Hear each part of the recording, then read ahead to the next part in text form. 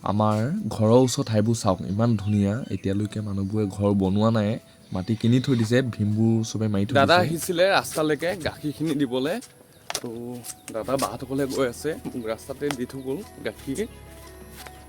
আৰু মায়ে কিবাকিবি দি পঠিয়াইছিলে, কণী, লোকেল কণী দি পঠিয়াইছে, মায়ে ভাগিনজনীৰ কাৰণে লোকেল কণী দি পঠিয়াইছে দাদাৰ হাতত, আৰু পচলা আৰু কিবা এটা আছিলে নেকি, কলডিল আছিলে নেকি, সেনেকৈ কিবা এটা আছিলে।